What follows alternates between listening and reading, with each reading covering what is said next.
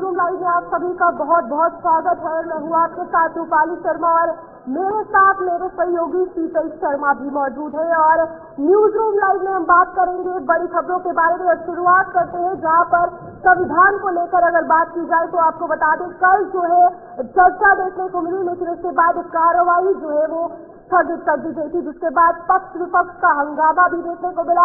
और इस वक्त की बड़ी खबर, संविधान दिवस पर चर्चा से पहले कांग्रेस का प्रदर्शन जो है वो देखने को मिल रहा है और प्रियंका गांधी के नेतृत्व में कांग्रेस सांसदों का प्रदर्शन जो है वो देखने को मिल रहा है, जहां कल पहली बार प्रियंका गांधी ने सांसद ने अपनी बात रखी और वायनाड में भूस्खलन को लेकर भी जो वहां पर प्रभावित लोग थे उनकी मदद की मांग भी की गई है। और इस संविधान दिवस पर जो चर्चा की गई उसमें ये सबसे बड़ी मांग प्रियंका गांधी के द्वारा रखी गई। बिल्कुल, प्रियंका गांधी ने डेब्यू मार्च में ही 100 बनाने का काम किया है और प्रियंका गांधी इस वक्त कांग्रेस को लेकर जो है बातचीत कर रही है। और इस वक्त संसद के अंदर संविधान दिवस पर चर्चा से पहले कांग्रेस का एक बार फिर से प्रदर्शन देखने को मिला है। इसमें प्रियंका गांधी के नेतृत्व में कांग्रेस सांसदों का जोरदार प्रदर्शन भी हो रहा है। केरल को स्पेशल दर्जा देने की मांग वहां पर हो रही है। इसके साथ साथ वायनाड में भूस्खलन प्रभावित लोगों की मदद की मांग की गई है, क्योंकि वायनाड से ही प्रियंका गांधी सांसद चुनकर आई हैं। वायनाड में बाढ़ग्रस्त लोगों के मुआवजे की मांग की गई है और तो और कई मुद्दों को लेकर सड़क से लेकर सदन तक हंगामा है।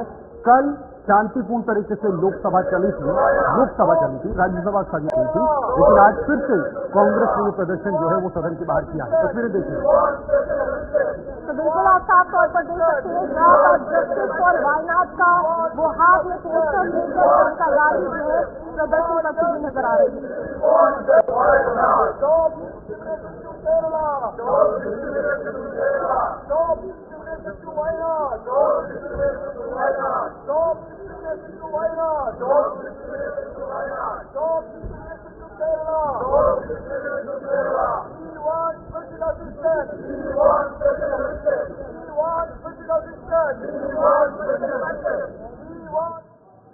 तो कांग्रेस का प्रदर्शन प्रियंका गांधी के नेतृत्व में और खास तौर पर वायनाड को लेकर वहां पर मदद मांगी गई है। फिलहाल आपको सीधे लोकसभा लिए चलते हैं जहां पर आज की कार्यवाही शुरू हो चुकी है।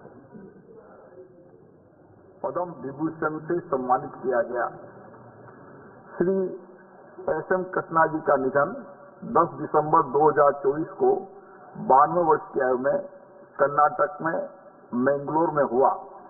श्री एरा मोहन तमिलनाडु के कोयम्बटूर संसदीय निर्वाचन क्षेत्र से 7वीं लोकसभा के सदस्य श्री मोहन को प्राक्कलन समिति के सदस्य के रूप में भी अपनी सेवाएं दी। वे तमिलनाडु विधानसभा के सदस्य भी रहे। श्री एरा मोहन का निधन 10 दिसंबर 2024 को 81 वर्ष की आयु में कोयम्बटूर में हुआ। हम अपने पूर्व साथियों के निधन पर गहरा शोक व्यक्त करते हैं। ये सभा उनके शोक संतप्त परिवारों के प्रति अपनी संवेदना व्यक्त करती है। खबर सामने आ रही है जहां पर लोकसभा में संविधान को लेकर चर्चा की गई है और लोकसभा में 2 बजे नेता विपक्ष राहुल गांधी जो है वो बोलेंगे और 4 बजे पीएम मोदी भी जवाब देंगे। और आज भी हंगामा होने का आसार जो है वो लोकसभा में देखा जा सकता है। कल जो है चर्चा की गई थी, जिसके बाद स्थगित जो है कार्रवाई कर दी गई थी और आज अगर बात की जाए तो प्रधानमंत्री नरेंद्र मोदी इस चर्चा का जवाब भी देंगे। लेकिन लगातार संविधान की किताब हाथ में लेकर राहुल गांधी ने कई बार अपने मंचों से, राजनीतिक मंचों से भी जिक्र किया है और अब आज वो दिन आ गया है जब राहुल गांधी यानी नेता प्रतिपक्ष सदन के अंदर संविधान को लेकर बातचीत करेंगे, अपना पक्ष रखेंगे। लेकिन उसके बाद प्रधानमंत्री मोदी का भी आज वो समय आएगा जब प्रधानमंत्री मोदी इनका जवाब देने के लिए सदन में आएंगे।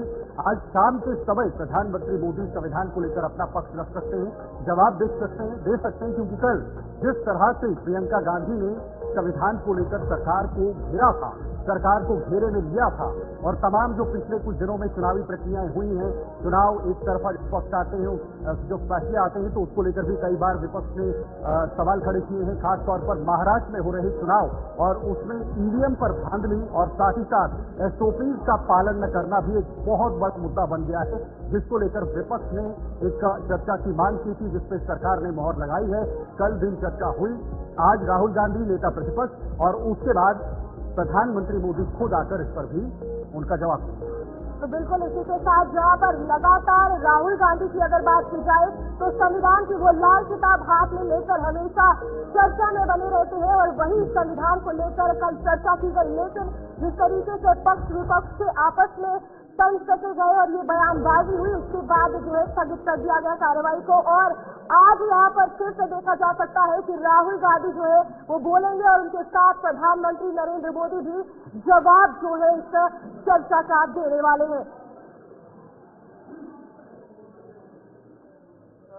कपड़ों पे आपका नजर बहुत कम जाते हैं, आज आपका नजर गया, धन्यवाद सर। कल बहुत अच्छा डिबेट हुआ और हमारे विपक्ष और ट्रेजरी बेंच से सबने अपने बात रखे हैं। थोड़ा डिफरेंसेस होते हैं, आइडियोलॉजी ओपिनियन होते हैं, मगर अपना बात रखा। और सर मैं भी कुछ तर्क के साथ अपने पार्टी की ओर से इस महान सदन में अपना बात रखना चाहता हूं। ओरिजिनली सर 389 मेंबर्स चुने गए थे संविधान सभा के लिए और बाद में जाकर के पार्टीशन के बाद मुस्लिम लीग के बाकी मेंबर्स सब विड्रॉ हो गए, तो रह गए थे 299 मेंबर्स। और 299 मेंबर्स में टोटल उसमें 15 महिलाएं और 8 मेजर कमेटियां और 13 माइनर कमेटियां गठन करके 2 साल 11 महीने 18 दिन कुल मिलाकर के 11 सेशन और 165 दिन काम करके ये महान संविधान का रचना हुई। इसमें संविधान का रचना करते समय हम लोग को ये भी रखना चाहिए कि कुछ ऐसे सिंबल, कुछ ऐसा प्रतीक जिसका संविधान में, संविधान की किताब में और बाद में हमारा देश के चिन्ह में ऊपर के सबके सामने में आए हैं। मैं सबसे पहले तो हमारा देश का महान जो इतिहास है उसके बारे में सिर्फ इसी चीज का जिक्र करना चाहता हूं। दुनिया का सबसे महान सम्राट में से एक अशोक सम्राट के जो अशोक स्तंभ है उस पर आधारित जो सारनाथ में बनी है, जो ओरिजिनली सारनाथ में था, बाद में जाकर के उसको सांची के स्तूपा कहा जाता है मध्य प्रदेश में, वहां अभी भी जाकर देख के आ सकते हैं। मैं आज से 6 दिन पहले सांची खुद जाकर के दर्शन करके आए हैं। और जो हमारा तिरंगा झंडा में 3 कलर है, सबको मालूम है। बीच में सफेद कलर के बीच में जो धर्म चक्र है, हमारा जो धर्म चक्र का नीला रंग होने का कारण वो भी हमको सबको मालूम है, मैं फिर भी जिक्र कर रहा हूं। उसको व्हील ऑफ लॉ, विधि का चक्र कहा जाता है, क्योंकि नीला रंग दर्शाता है आकाश, महासागर और सार्वभौमिक सत्य को दर्शाता है। यही कारण है कि राष्ट्रीय ध्वज के सफेद पट्टी के बीच में नीले रंग का अशोक चक्र स्थित होता है। वही उसमें बनी जो 24 तीलियां बनी है वो है मनुष्य की 24 गुणों को दर्शाती है। ये सिंबल, क्योंकि हम इस महान देश का संविधान के बारे में जब चर्चा कर रहे हैं तो उस संविधान का प्रेरणा कहां से मिला वो भी हमको नहीं भूलना चाहिए। बाबा साहब भीमराव अंबेडकर एक जब लोकतंत्र के बारे में बात करते करते उन्होंने कई बातें कही। एक कोट मैं आपके सामने में पेश करना चाहता हूं। बाबा साहब ने कहा था, the institution where there are many rules for motion, regulations, quorum, voting and counting of votes. Lord Buddha got this inspiration from the political systems of that time. उन्होंने मॉन्क का यूनियन को पार्लियामेंट ऑफ इंडिया से compare किया। और sir बाबा साहब ने जब अपना संविधान का रचना का ड्राफ्ट करने का शुरू किया, उसमें कई कोट है। मैं कुछ देर में कुछ कोट को आपके सामने में पेश करना चाहूंगा। फिलहाल सर कॉन्स्टिट्यूशन स्पिरिट जिस स्पिरिट से हम आज तक 75 वर्ष पूरा हो गए हैं, उसमें लिखा हुआ जो शब्द होते हैं, उसके अलावा संविधान का जो स्पिरिट है, उसको भी हमने कैसे मानते हुए आगे चलने का काम किया है। मैं फक्र महसूस करता हूं, प्रधानमंत्री मोदी जी का जब कार्यकाल शुरू हुआ, उसने संविधान को इसी स्पिरिट को मानते हुए अपने सरकार का मंत्र को इस देश का सामने में रखा, और वो मंत्र है सबका साथ, सबका विकास, सबका विश्वास और सबका प्रयास। इस चीज को लेकर के हम सब भी फक्र महसूस करते हैं कि संविधान के स्पिरिट के अनुसार ही 75 वर्ष पूरा होने पर संविधान का एडॉप्शन को इस वक्त हमारा देश का राष्ट्रपति एक महिला और एक आदिवासी है, जिसको इस देश का महामहिम राष्ट्रपति का पद पर आसीन होने का मौका मिला है। मैं जो बाबा साहब अम्बेडकर को कोट करता हूं, तो मैं ये मानता हूं कि ये मैं एक अधिकार के रूप में कोट नहीं कर रहा हूं, मैं दायित्व के हिसाब से मैं बोल रहा हूं। क्योंकि अगर बाबा साहब अम्बेडकर का वो स्पिरिट संविधान में नहीं होते, तो मैं भी आज इस महान सदन में कभी भी नहीं होते। मैं एक ऐसे क्षेत्र से आया हूं, मैंने एरोप्लेन पहले देखा है, गाड़ी बाद में देखा है, क्योंकि मैं सांसद बनने के बाद ही गाड़ी का रास्ता बनाना शुरू हुआ। हमारा प्रदेश में कई गांव में 7-7, 8-8 दिन हम लोग पैदल चलते थे। और जब मैं आदरणीय प्रधानमंत्री जी ने मुझे उस जगह में बैठने का मौका दिया जिस पद पर बाबा साहब भीमराव अम्बेडकर बैठे थे, जब मैं इस देश का कानून मंत्री बना, मैंने सबसे पहले उस कानून मंत्री के पद में बैठने से पहले ये समझने का कोशिश किया कि बाबा साहब अम्बेडकर क्या चाहते थे, क्या क्या चीज और उसके सोच मन में था जो नहीं कर पाए, और उसने अपना कार्य पूरा करने से पहले क्या क्या चीज उन्होंने आरंभ किया।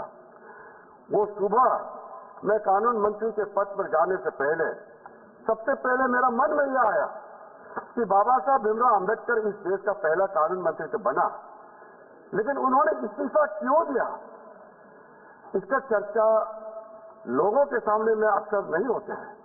जब कोई इंसान किसी पद से इस्तीफा देते हैं, उसका बड़ा कारण होता है, वो भी बाबा साहब भीमराव अम्बेडकर जैसे जिन्होंने महान संविधान का रचना किया। इसको हम आर्किटेक्ट ऑफ इंडियन कॉन्स्टिट्यूशन के नाम से जाने जाते हैं, और इतने कम समय में कानून मंत्री के पद से क्यों इस्तीफा दिया। तो मैंने ढूंढ करके वो पत्र जो बाबा साहब भीमराव अम्बेडकर ने पंडित नेहरू जी को लिखा, जो प्रधानमंत्री थे, उस पत्र को मैंने पढ़ा है। अब मैं पत्र को, लंबा पत्र है, पूरा जिक्र नहीं करना चाहूंगा, और उसके पत्र में 1 पॉइंट है, 2 पॉइंट है, वो भी मैं कुछ देर में मैं जिक्र करूंगा। अभी मैं सबसे पहले इस बात से मैं शुरू करूंगा कि आप हो या हम सब फक्र महसूस करते हैं इस देश का नागरिक होने का, क्योंकि हमारा देश का संविधान दुनिया का सबसे बड़ा संविधान ही नहीं।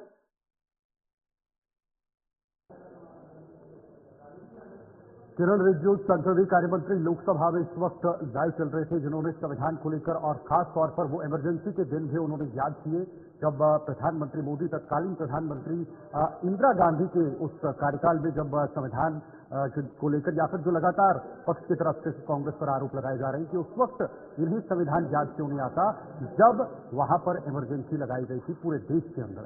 अब जरा आगे बढ़ेंगे, एक तरफ आप देख रहे हैं संसद के अंदर गर्म जो राजनीति है वो गर्माती हुई नजर आ रही है, लेकिन दूसरी तरफ लोकसभा में one nation one election bill भी पेश होना है। सोमवार को लोकसभा में पेश किया जाएगा बिल, जिसकी चर्चाएं काफी दिनों से हो रही हैं।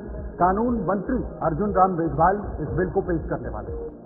बिल्कुल, आपको बता दें इसी के साथ जेपीसी के पास चर्चा के लिए बिल जो है वो जाएगा। सूत्रों के हवाले से ये खबर सामने आ रही है, जहां पर वन नेशन वन इलेक्शन की मांग जो है वो की गई थी, ताकि देश भर में एक ही वक्त पर चुनाव जो है वो करवाए जाए। और ये भी था कि बार बार आचार संहिता जो है वो लग जाती है, क्योंकि जब भी इलेक्शन होते हैं उससे पहले 1 महीने पहले कोड ऑफ कंडक्ट लगा दिया जाता है। लेकिन यहाँ पर भी भारतीय जनता पार्टी को एक बार फिर से विपक्ष जो है घेरती हुई नजर आई, ये कहती हुई नजर आई कि ये उनका जीतने का एक हथकंडा है और 1 नेशन 1 इलेक्शन का बिल इसीलिए उनके द्वारा लाया जा रहा है।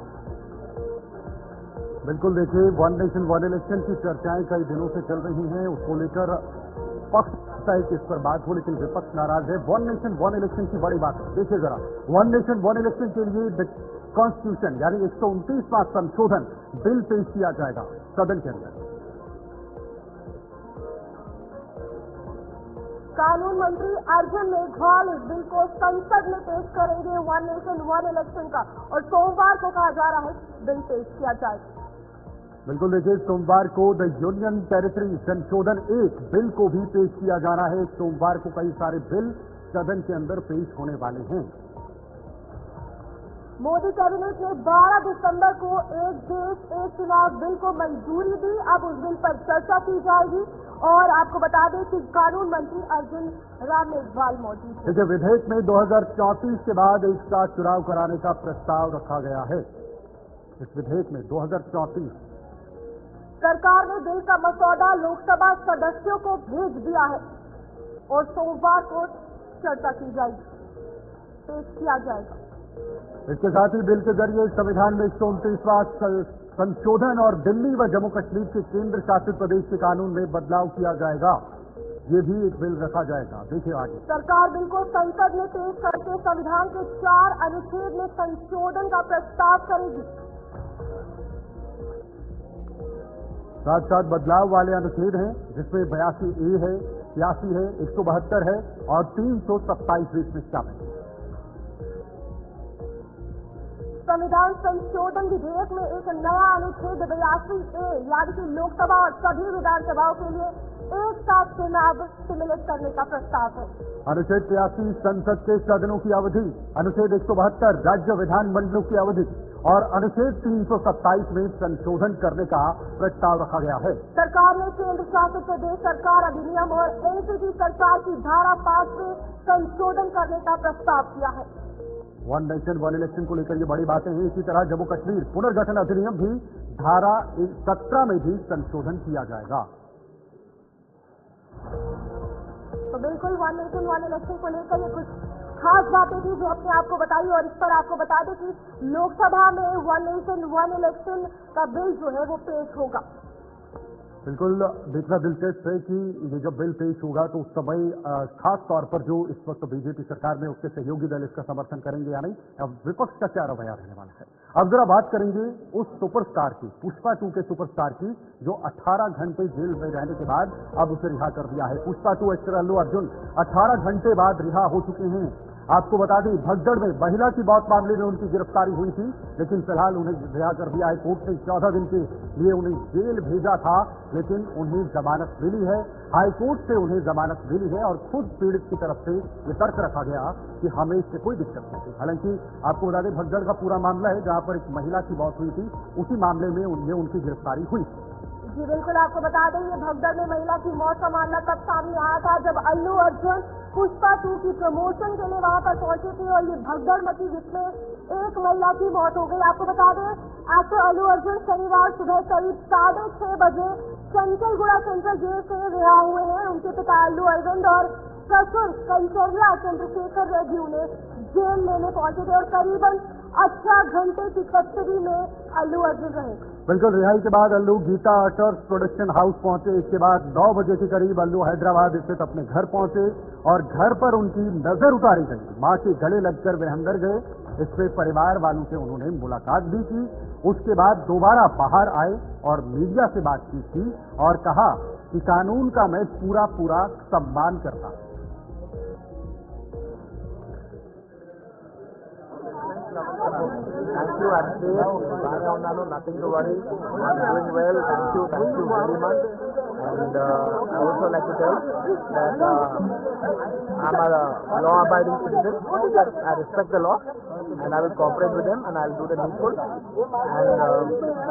very importantly, I would like to give my condolences once again to their family. It is very, very unfortunate that we went to watch a film and there was an accident, that was totally unintentional. We went to watch a movie and due to an unfortunate accident, there's been a loss of a person.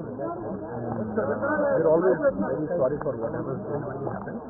And purely out of my personal control. And I've been doing that for the last 50 years. Last 50 years I've been going to watch my films, and I've been to that place not just only for my uncle's films. I've been there more than 30 times in my life. Never something like this has ever happened. Purely unfortunate. And I will be there for the family to support them in whatever way I can. We can never cover the loss of a person, but in whatever possible way I will be there for the family to support them. And once again, I'd like to thank each and every one of you from all over बहुत शुक्रिया అందరికీ ప్రతి ఒక్కరికి ధన్యవాదాలు thank you देखा और अर्जुन ने क्या कहा जब ये जेल से बाहर आए तो उन्होंने उसके बाद मीडिया को भी संबोधित किया। लेकिन इस वक्त आगे बढ़ेंगे, अब बात होगी किसानों की। जी हाँ, किसान अब दिल्ली कूच के लिए तैयार है। एक बार फिर से 101 किसानों का जत्था आज दिल्ली कूच करेगा और थोड़ी देर के बाद 12 बजे के आसपास तो इस समय निर्धारित है कि किसानों का तीसरी बार 101 लोगों का जत्था फिर से दिल्ली की तरफ रवाना होगा। लेकिन दिलचस्प बात यह है कि क्या किसानों को एक बार फिर से हरियाणा पुलिस की तरफ से रोका जाएगा या फिर इस बार शांतिपूर्ण तरीके से किसानों को आगे भेजने का प्लानिंग यहां पर रखी गई है। किसानों की रणनीति क्या होगी, वो बड़ा सवाल है।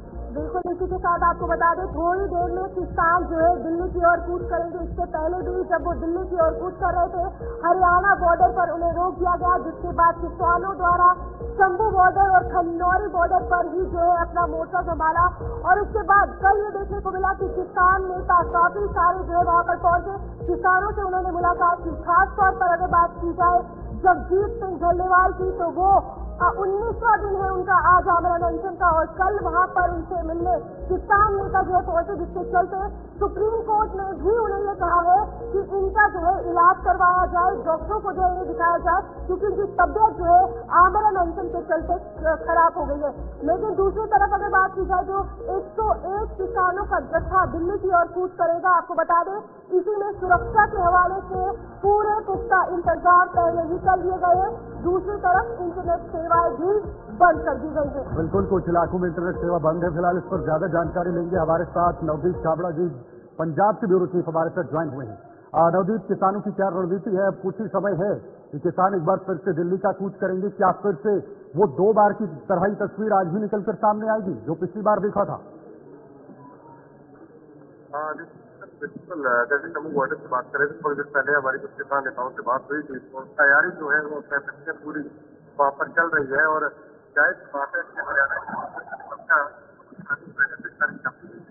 थोड़ी देर पहले हरियाणा प्रशासन ने जो आसपास के करीब 12 गाँव है वहाँ पर इंटरनेट सेवा बंद कर दी, जहाँ पर शंभू बॉर्डर के जो हरियाणा के जो बॉर्डर के गाँव पड़ते हैं वहाँ पर 18 दिन तक ये इंटरनेट सेवा बंद कर दी गई। और खासतौर पर एक बार फिर मीडिया को भी जारी की गई है जो धरना स्थल है वहाँ से थोड़ा रहे, पास आकर कवरेज जो है उससे बचे, क्योंकि कहीं ना कहीं अगर चैलेंज होती है किसी तरीके से मीडिया कर्मियों को किसी तरीके से नुकसान ना हो। लेकिन हम ये कह सकते हैं कि 2 दिन पहले जो भीड़ थी वहाँ पर शंभू बॉर्डर, वहाँ पर आज जो है थोड़ी बढ़ गई है। कुछ गाँव से बहुत जो किसान है वो ट्रैक्टर ट्राली लेकर आज सुबह जो है वहाँ पर पहुंचे थे बॉर्डर के ऊपर। लेकिन जो किसानों ने ऐलान किया है क्योंकि थोड़ी देर पहले बिल्कुल इसी के साथ अगर किसानों के आंदोलन की बात की जाए, कल किसान नेता वहाँ पर पहुंचे, अभी भी आमरण अनशन चल रहा है। अब कितना ज्यादा जरूरी है कि किसानों के ये मुद्दे और केंद्र सरकार की चुप्पी उस पर जो है पूरे तरीके से जवाब दिया जाए, क्योंकि तीसरी बार है ये दिल्ली की ओर कूच करने के लिए किसान जा रहे हैं। देखिए, यही कारण है कि आज रूपाणी थोड़ी देर पहले जो सरवन सिंह पंधेर जिनकी अगुवाई में शंभू मोर्चा चल रहा है उन्होंने आज एक बयान जारी किया, वीडियो जारी किया, और उन्होंने कहा कि केंद्र सरकार यही देख रही है कि शायद हम 2 फॉर्म है और 2 फॉर्मों का बहुत कम इलाका है, इसी वजह से शायद उनके आंदोलन को कुचलने का प्रयास किया जा रहा है और सरकार गंभीरता से नहीं ले रही। लेकिन आज उन्होंने पंजाब के 3.5 करोड़ लोगों से अपील की है कि कहीं ना कहीं केंद्र सरकार इसी वजह से उनको गंभीरता से नहीं ले रही, क्योंकि बाकी लोग उनको समर्थन नहीं कर रहे, जबकि उनके अपने निजी मुद्दे नहीं है। वो किसानों की जो जायज मांग है उनको लेकर पिछले यहाँ पर 10 महीने से वो प्रदर्शन कर रहे हैं, यहाँ पर जो है धरना प्रदर्शन कर रहे हैं। तो जाहिर सी बात है कि आज इस वीडियो के जारी होने के बाद जब पूरे पंजाब के अंदर लोगों के अंदर संदेश जाएगा, या बाकी जिससे संयुक्त किसान मोर्चा है वो लगातार उस पर मीटिंग करेगा, तो कितनी ज्यादा संख्या में किसान वहां पर पहुंचे ये बात की बात है। लेकिन ये कह है कि आज ठीक 12 बजे करीब 101 किसानों का जो जत्था है वो जम्मू बॉर्डर से दिल्ली के लिए रवाना होगा। लेकिन ये क्लियर है कि हरियाणा पुलिस ने स्पष्ट कर दिया कि किसी भी कीमत पर किसानों को आगे दिल्ली की तरफ जो है वो नहीं बढ़ने दिया जाएगा और उनको वहीं रोक दिया जाएगा। तो जाहिर सी बात है कि आज भी वहां पर एक तरीके से टकराव जैसी स्थिति जो है वो देखने को मिलेगी। बिल्कुल, देखिए क्यों आखिर दोनों के बीच बात नहीं बन पा रही है। हरियाणा सरकार हालांकि बीच में हस्तक्षेप कर रही है, हरियाणा के बड़े बड़े मंत्री इस पर बयान दे रहे हैं। अनिल विज का बयान आया है, उन्होंने कहा है कि इस आंदोलन को स्थगित करना चाहिए। हरियाणा सरकार इस वक्त बीच में फंसी हुई है, किसान और केंद्र सरकार के बीच बात नहीं बन पा रही है। क्यों, आखिर वजह दोनों के बीच?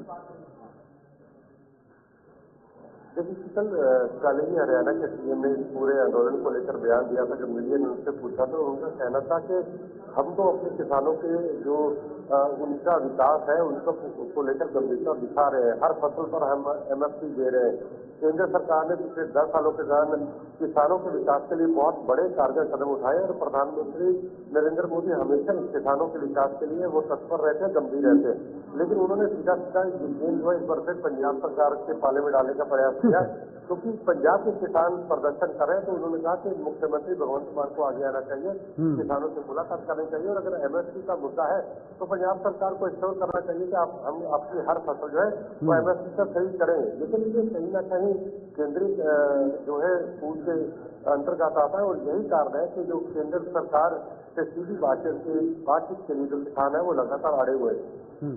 ठीक है, बहुत बहुत शुक्रिया आपका रवि की तमाम जानकारी के लिए। किसान थोड़ी देर के बाद दिल्ली की तरफ कूच करेंगे, किसान पूरी तरह से तैयार है।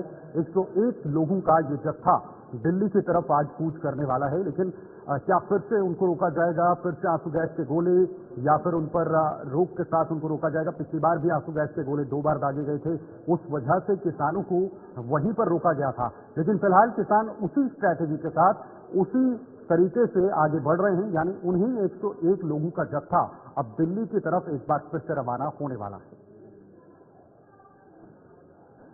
फिलहाल वक्त एक छोटे से ब्रेक का है, आप बने रहिए बात पर।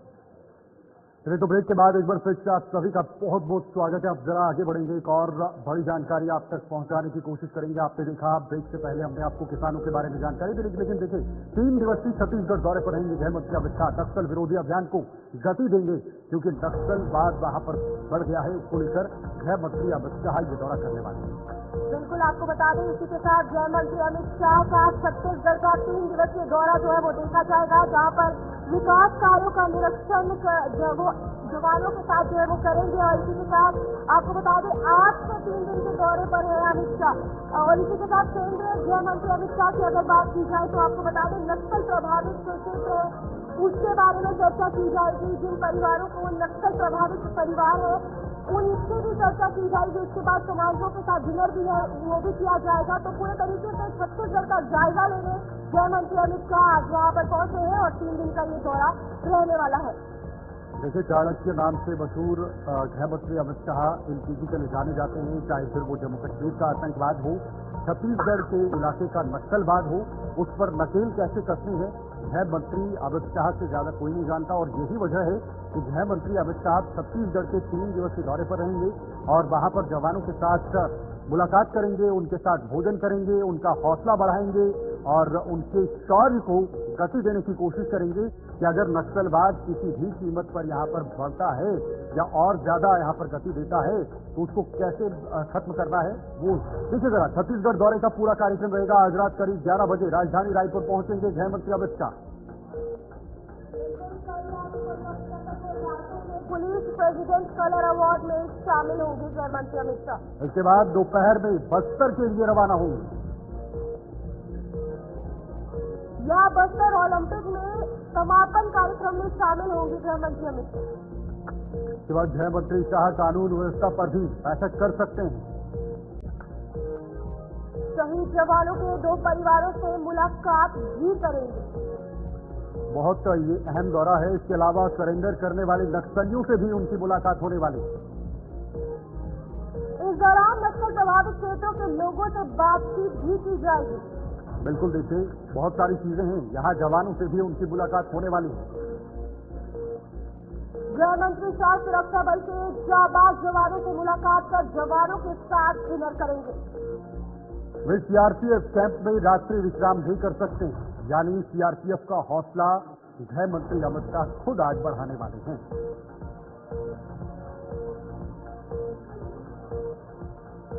तो गृह मंत्री अमित शाह छत्तीसगढ़ दौरे पर रहेंगे और बहुत महत्वपूर्ण दौरा है। शंभू राही इस वक्त हमारे साथ इस खबर पर जुड़े हुए हैं। शंभू, गृह मंत्री अमित शाह का ये कितना महत्वपूर्ण दौरा है? खास तौर पर नक्सलवाद को मिटाना है तो उसके लिए एक रणनीति तैयार की जा रही है। छत्तीसगढ़ सरकार के साथ मिलकर इस अभियान को और गति देने का काम आज गृह मंत्री अमित शाह करने वाले हैं। छत्तीसगढ़ दौरे पर केंद्रीय गृह मंत्री अमित शाह आ रहे हैं। बताना चाहूंगा, उनका दौरा जो है अहम माना जा रहा है क्योंकि वो 3 दिवसीय प्रवास में आ रहे हैं। बताना चाहूंगा कि वो आज जो शाम का जो पहुंचेंगे, जिसके बाद वो मेफेयर होटल पे पहुंचेंगे, जिसके बाद अधिकारियों को साथ जो है उसकी बातचीत होगी। उसके बाद जो है गृह मंत्री जो है कल वो जो है बस्तर ओलंपिक समापन समारोह कार्यक्रम में शामिल होंगे। उसके बाद जो है कार्यक्रम में शामिल होने के बाद वहाँ सीआरपीएफ कैंप में रुकेंगे, ऐसा कहा जा रहा है। उसके बाद जो है अधिकारियों के साथ नक्सलवाद को लेकर के बड़ी बैठक लेने वाले हैं क्योंकि लगातार छत्तीसगढ़ में 2000 जो है 26 तक जो है नक्सलवाद को खत्म करने की जो बात कही है उसको लेकर बिल्कुल शंभू, यहाँ पर एक और बात सामने आ रही है कि अमित शाह देश के पहले ऐसे गृह मंत्री होंगे जो नक्सलगढ़ में रुकेंगे। तो इसको लेकर क्या कुछ कहना है? क्योंकि ये एक बहुत बड़ी बात सामने आती है जहाँ पर नक्सलगढ़ की अगर बात की जाए, वहाँ लोग आने से भी डरते हैं और गृह मंत्री वहाँ का दौरा भी करेंगे और वहाँ रुकेंगे भी 3 दिन। जी बिल्कुल, बताना चाहूँ और खाली देखिए जैसे कि केंद्रीय गृह मंत्री ऐसे पहली बार होगा कि कोई गृह मंत्री केंद्रीय मंत्री वहाँ पर रात गुजारेंगे क्योंकि बस्तर ऐसे संवेदनशील एरिया माना जाता है, वहाँ रुकना नामुमकिन होता है। लेकिन जिस तरीके से शायद सरकार आने के बाद नक्सलियों पर लगाम लगा है, उसके बाद खुद सीएम ने वहाँ पर रात गुजारी और पहले ऐसे मुख्यमंत्री थे भाजपा सरकार के जिन्होंने बस्तर में रात गुजारी। उसके बाद ये पहला गृह मंत्री होंगे जो बस्तर में रात गुजारेंगे। तो कहीं न कहीं एक बड़ी बात है कि बस्तर जैसे संवेदनशील एरिया में जहाँ कोई जाने से डरता है, ऐसे केंद्रीय गृह मंत्री वहाँ रात गुजारेंगे तो बहुत बड़ी बात है। जी ओके, बहुत बहुत शुक्रिया आपका ये जानकारी के लिए और अपडेट करने के लिए हमारे दर्शकों को। देखिए मेरठ से बड़ी खबर है, इनामी बदमाश सोनू भट्ट का एनकाउंटर में ढेर हो चुके हैं। दिल्ली पुलिस ने मेरठ में एनकाउंटर किया और उन्हें फिलहाल ढेर कर दिया है। दिवाली के दिन दिल्ली में डबल मर्डर करने का आरोप उन पर है और इस मामले में उसे ढेर कर दिया। तो बिल्कुल इसी के साथ आपको बता दें इस बदमाश पर 50,000 का इनाम भी था और आज दिल्ली पुलिस ने मेरठ में इस बदमाश को एनकाउंटर में ढेर कर दिया है। कामयाबी कह सकते हैं क्योंकि डबल मर्डर में इस बदमाश का नाम था और दिवाली के दिन ये डबल मर्डर इस बदमाश ने किया था। तो इस वक्त दिल्ली पुलिस को बड़ी कामयाबी मिली है जहां एनकाउंटर में इस बदमाश को ढेर कर दिया गया है। यूपी एसटीएफ की मदद से दिल्ली पुलिस ने इस एनकाउंटर को अंजाम दिया है। हालांकि पहले सरेंडर करने का मौका दिया गया था लेकिन उस बदमाश ने उससे नकार दिया, वो इनकार कर दिया, उसको एक्सेप्ट नहीं किया और उसके बाद एनकाउंटर में इसको मारा गया। ये 50,000 का इनामी बदमाश था जिसे फिलहाल दिवाली के बाद अब जाकर उसे ढेर कर दिया है। सोनू भट्ट का इसका नाम है। वैभव गुप्ता हमारे साथ हमारे सहयोगी इस खबर पर जानकारी देंगे, जरा उनका रुख करेंगे। वैभव जरा बताइएगा पूरी जानकारी क्या है, क्योंकि देखिए दिवाली के बाद ये फरार था और उसके ऊपर कई सारा इनाम भी रखा गया था, अब ये कामयाबी मिली है। बिल्कुल देखिए, दिल्ली के शाहजहां में डबल मर्डर के आरोपी सोनू मटका को आज दिल्ली पुलिस और यूपीएससीएफ की संयुक्त टीम ने आज मेरठ में बागपत रोड पर एक मुठभेड़ हुई है उसमें ढेर कर दिया है। और जब गोली लगी तो जो सोनू मटका था वो गंभीर रूप से घायल हो गया, जिसके बाद उसे अस्पताल में भर्ती कराया उपचार के लिए। लेकिन उपचार के दौरान सोनू मटका ने दम तोड़ दिया। कहीं ना कहीं एक शार्प शूटर हाशिम बाबा गैंग का बताया जाता था और इनने दिल्ली में साजरा एक इलाका पता है, वहां पर एक दो परिवारों में रंजिश चल रही थी और उस दूसरे परिवार से मिलकर दिवाली के दिन मिठाई देने के बहाने परिवार में दाखिल हुए।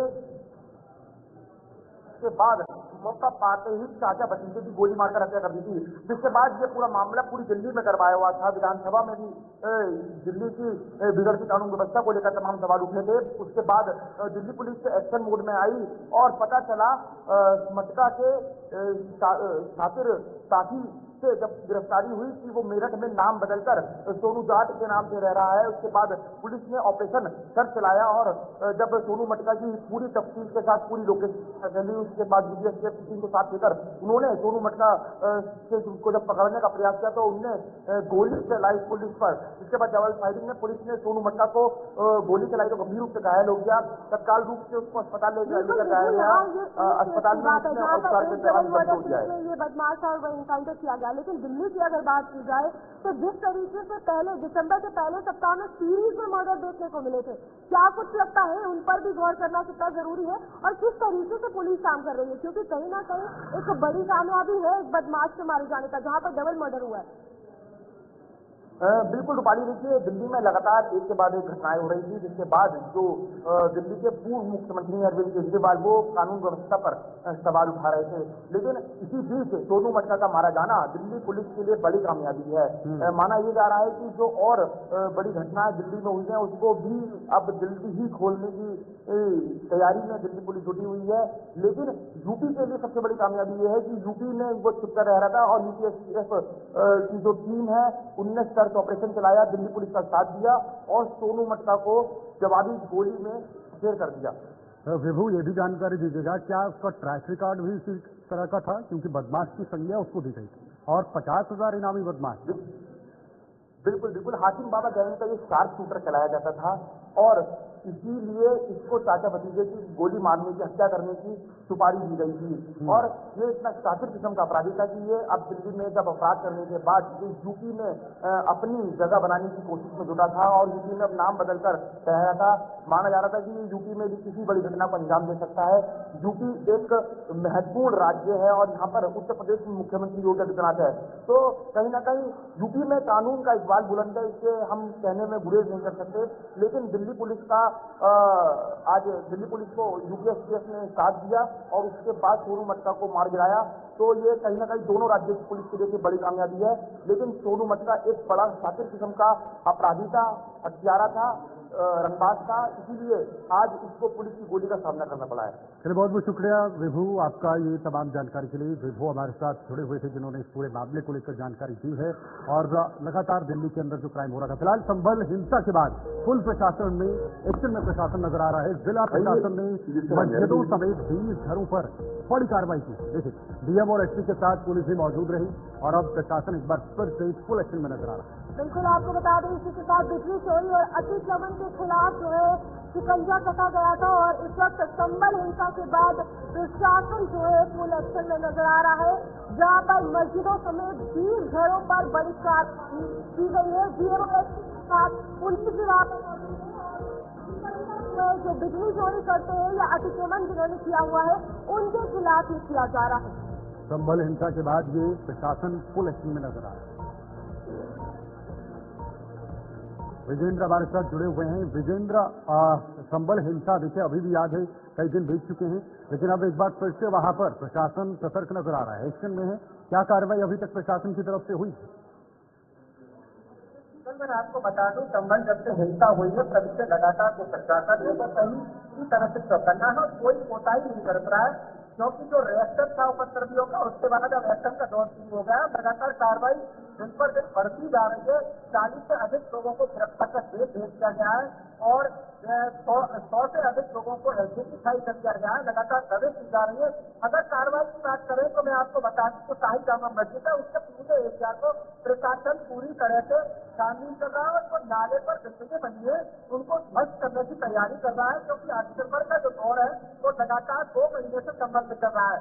लेकिन अगर कार्रवाई की बात करें संबंध हिंसा के बाद, तो जो आज सुबह डीएम जो है राजेंद्र कैसिया और एसपी कृष्ण कुमार बिश्नोई उल्लेखन के साथ उन्होंने संबंध सुबह 8-7 बजे एंट्री की और लगातार जो छापेमारी की, क्योंकि उन्हीं कुछ इस तरह की शिकायत मिल रही थी जहाँ शोर शराबा अधिक रहा हो। क्योंकि छतों पर अगर देखा तो 30 घरों से अधिक घरों में बिजली चोरी से पाई गई। मस्जिदों में जहाँ तक पूरी तरह से पंखे और जो हीटर पूरी तरह से अभय तरीके से चलाए जा रहे हैं, उस पर कार्रवाई हुई है।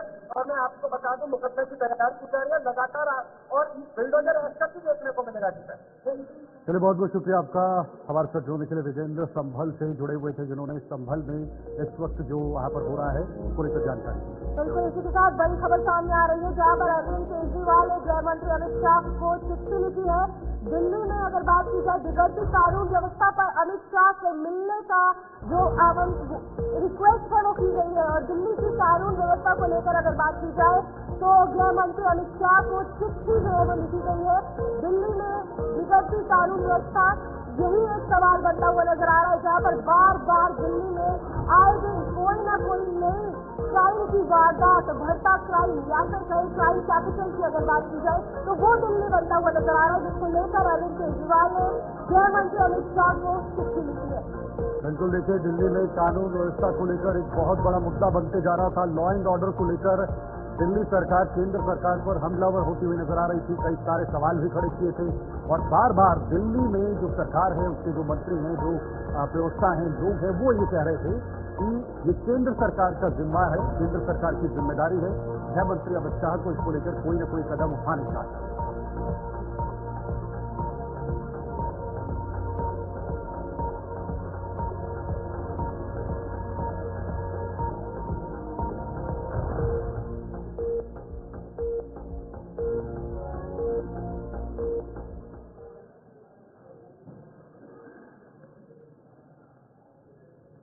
न्यूज़ रूम लाइव में फिलहाल के लिए इतना।